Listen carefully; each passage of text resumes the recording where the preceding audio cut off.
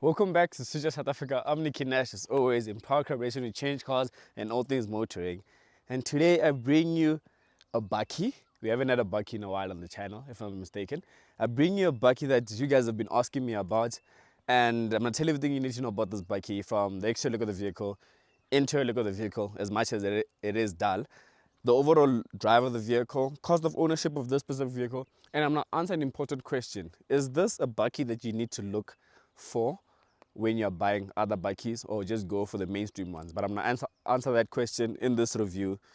But yeah, I am in this Mitsubishi Triton. It looks, yeah, it looks. So from the exterior look of the vehicle, I'm gonna start with the part that I like before I get to the part that I personally don't like. I like the side profile of the vehicle, and I like that this is the Shogun edition. So it was launched this year for the fifth generation Triton. I think it will be the last one in the fifth generation lineup before they bring out the sixth generation Triton. And apparently the new Triton is supposed to be coming into South Africa later this year. Wow, we actually in later this year, so any time from now, ideally, that's what I think will be happening. If not, maybe next year. But I like these wheels that the car's sitting on. I love its 18-inch wheels wrapped around this Dunlop tire. So this is specifically for the Shogun edition. Then you get to the front. The front, I personally am not a fan of the look of the vehicle up front. I'm not a fan of the look of the vehicle entirely as a whole. It's not just it's just not my cup of tea. But there's been people that have told me for the past week I've had the vehicle that they really like the look of the vehicle. It gives off, it's aggressive, and that's one thing I can give it to them. They didn't go for the whole looks. Well, I would like to think, for me, that Mitsubishi didn't go for the whole looks in the terms of the looks department. They went for the aggression that a bakkie should have. So you get, so this Shogun edition, this part is blacked out all over towards the bottom end of the vehicle, and then around the fog lights and the indicator light, you get this matte black finishing that covers those two things there. Up here, you get your daytime running lights with your headlamps integration over there. Mitsubishi badging over here. Overall, looking at the vehicle up front, that's with regards to it. You guys can tell me down in the comments actually what you guys think about this specific vehicle. And the reason that I keep turning around is that I want you guys to see the t-shirts, you know. So please guys, I'm actually gonna start doing orders for the new Sosa t-shirts that'll be coming end of October going into November. So I'll post all of the stuff, and then yeah, you guys will buy and all that stuff. But back to the vehicle. Moving on to the side profile of the vehicle, the car looks, for me, it looks good, looks okay. I don't mind it. And then you get those matte roof rails on top of the vehicle. Those roof rails as well are exclusive to this Shogun edition. Then you get a sports bar at the back that's written Shogun. I personally, I am not a fan of that sports bar because it looks a bit too, for lack of a better term, too aggressive. But I do get where Mitsubishi is going with the whole aggression of the vehicle. So that's with regards to my thoughts of the sports bar, but it is quite strong. Then moving on to the back end of the vehicle, I think this is the part. Okay, I think I made a mistake when I said there's no part that I don't like the overall look of the vehicle. I think I made a mistake because I actually like the rear. The front for me is it's where things are a bit complicated, but the rear end of the vehicle, I like it. You get Mitsubishi badging over there. I like this whole chrome, not chrome, man, metallic black finishing, yeah. To the end, you get your reverse camera integration over there. Then you get this part of the tailgate. It is a tailgate, right? I think it is a tailgate. This part is given a bit of a more aggression in the Shogun edition. So you get this part where it's like a spoiler essentially, so it looks more aggressive, gives off that, you'll see it on the overplay video, that slick look at the back. Then you get these lights as well. Lights they're okay. I wish they would have done a bit more in terms of LED, because there's still a bit of like halogen lamps over there. So I think if they were full LEDs, I would have liked them a bit more. And then you get also, so the matte finishing that you get up front by the fog lights and the indicators, you get them around your tail lamp. So around all tail lamp, your whole tail lamp, essentially you get that matte finishing. And that's with regards to the back of the vehicle. Then you get metallic finishes here at the bottom by the bumper. And yeah, so this part opens up.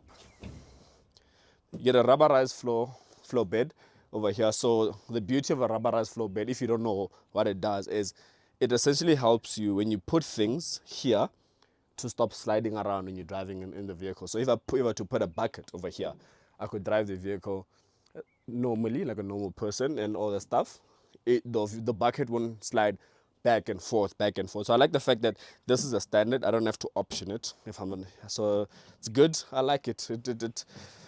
I like a rubberized floor bed. Some vehicles don't have a rubberized floor bed. You have to option it and all those things. And we'll speak about the vehicle that I'm actually thinking about off the top of my head. And it's a competition to this vehicle. Then, yeah. So the beauty of this as well is that when you lock the vehicle, this part locks as well. So the only bakkie that I'm yet to experience such technology in is the Ford Rangers, that when you unlock, this part is unlocked. Then when you lock the vehicle, this part is locked. So the Mitsubishi Triton has that, and I like that. It's a feature I really like because I don't want to be putting a key on my tailgate all the time and I need to open or lock it. And then, yeah, underneath you should be getting your spare wheel. Yep, you get your spare wheel underneath. Yeah, the spare wheel doesn't look like the, wait, okay, I stand to be corrected, it is. So you get your spare wheel underneath there. Let's go into the interior of the vehicle so I can tell you the part that I don't like the most, the interior, but I get it. Now moving on to the dull part of the vehicle, for me personally, it has to be when you get into those part of the vehicle, the interior. You can tell that there's not a lot going on because they've kept it very simple, minimal. You get your digital instrument cluster on the center panel only. Then on the left hand side you get your rev count, and then on the right hand side you get your speed. Then you get this touchscreen infotainment system over here, which supports it supports wired, Apple CarPlay, and Android Auto. Whew, English there a bit. It's a Sony system, written Sony over there. So for me, first things first is that I don't necessarily like that. I get it's a Sony system, but it looks like it's an aftermarket thing. So it looks like I bought the vehicle and then I put the screen because the vehicle didn't come with the screen. So underneath that, you get your temperature, your climate control. So I love that because your climate control is buttons. So I think from the boarding side of things, I like that because it's actual buttons. It's not in the touchscreen infotainment system or anything like that. Underneath that, you get your hazards button. Then you get your button for your diff lock. So on and off over there. Then you get a USB Type A port up front. That's one. And then yeah, that's about it from the vehicle here. You get your gear lever down here, but it's very minimal, very simple. Nothing, not too much is going on. Everything you need is right there within reach. And because the off-road focused vehicle, I think someone that's buying this vehicle doesn't want the whole screens and all that stuff. So I think Mitsubishi knows their market and the type of person they want to get people into their vehicle. So the type of person they want to get in their vehicle. Yes, that's how I should say it.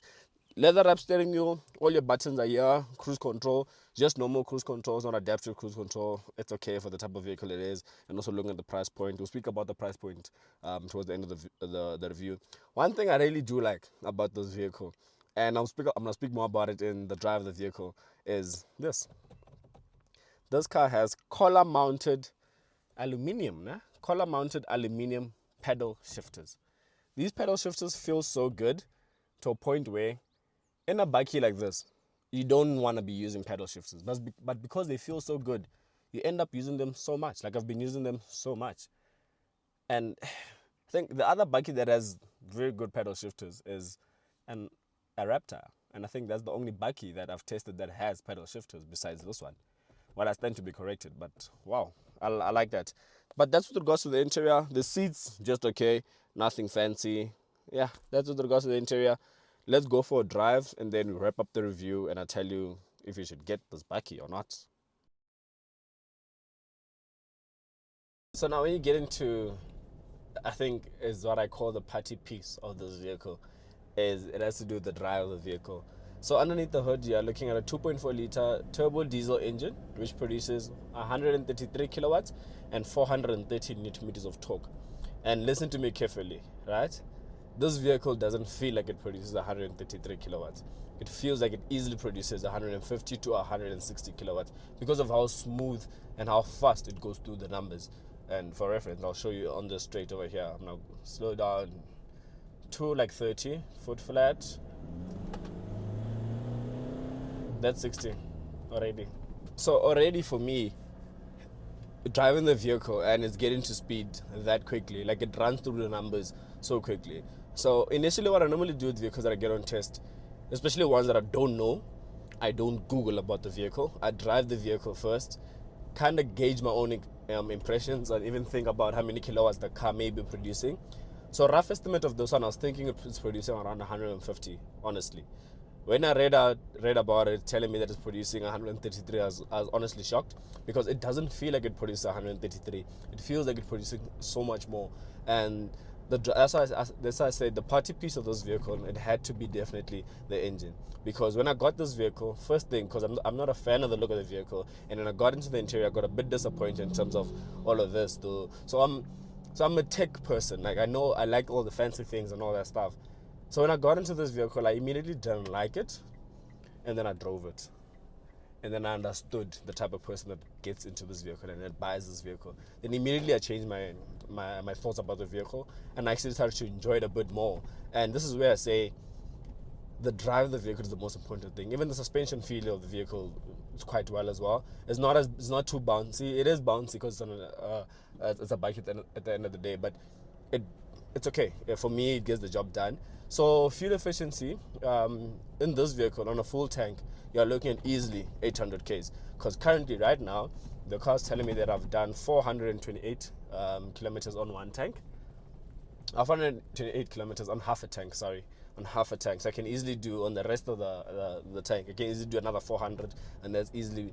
So basically, to be safe, you're gonna easily do over 700 k's on this vehicle on a tank, and that's something I feel like you really need in this vehicle. And in terms, I spoke about the pedal shifters when you are driving in my interior part of the video.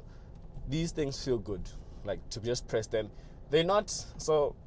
Pedal shifters are basically for your engaging driving, so that you enjoy the vehicle. Like as you're driving now, you enjoy downshift, it does all the drama and all that stuff.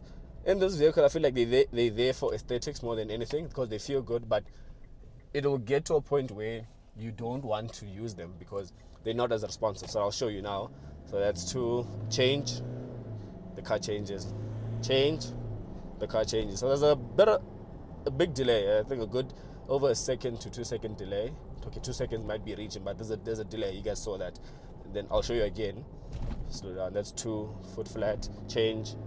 Then the car changes. So if anything, I think they're just there for the aesthetic part of it, and maybe if you are doing off-roading and you want to lock it in a certain gear. But overall, that's my thoughts in terms of the drive of the vehicle. I honestly do like it. I don't have much complaints in terms of the drive. I think in terms of the drive, yeah, for me, I'm impressed. So we're at that point where I get to the end of the review. I tell you the pricing of the vehicle, how much it costs, and something that I actually forgot to tell you is that this thing is actually quite heavy. It weighs, I have no idea, but to pick up, it's, well, to drop down because I'm dropping it down. But yeah, and to pick up again, it's quite heavy. But so this specific unit, this is the Shogun, is currently the top of the range Mitsubishi Triton you can get. It's priced at 810,000 Rand. And in that price point, you're looking at like you can get a Toyota Hilux, the Legend, not the RSs and stuff, but just also the riders in and around that pricing as well. You can get the Isuzu X Rider, the one you had on test recently. You can get that. You can get from Ford. You can get a Ford XLT. I personally, looking at the pricing of this specific vehicle, I think Mitsubishi went head on. They put the pricing of this one well, because I spoke about the engine and how it drives, and I think that's part of the selling point, and reliability also, putting it there. So I'm not saying go for this vehicle, like take this vehicle over everything else, but for me personally, this vehicle is definitely a vehicle that you need to consider when you're buying a bike in South Africa, because there's many factors you need to consider. If you are brand conscious, if you are reliability conscious, you can look at this. If you're scared that they might steal your bakkie, look at this. No one takes this. But the two most favorite brands in the country, Toyota and Ford, unfortunately, because of their success, those vehicles get taken. But if you take those one that I'm currently in, and you take 810,000 rand, and you go to the vehicle finance calculator on the Change Cars website, and you finance this vehicle over a period of 5 years, which is 60 months, at an interest rate of 12.25% with no deposit, no balloon payment. You're looking at paying 18,100 rand. For me, it's worth it because you're getting a lot of car, off-road capable.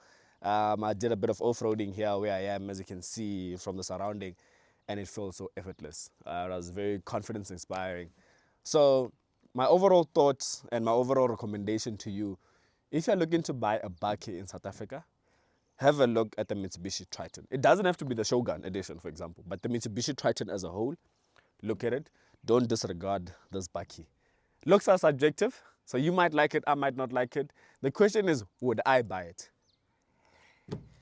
It's a tough question, that. It's a very, very tough question. But I'll see you guys in the next one. I'm Nikki Nash from Switch Off South Africa, in proud collaboration with Change Cars and all things motoring. Would I buy this vehicle? Fit. Tough, very tough, very tough. I'll see you guys in the next one. I'm signing out.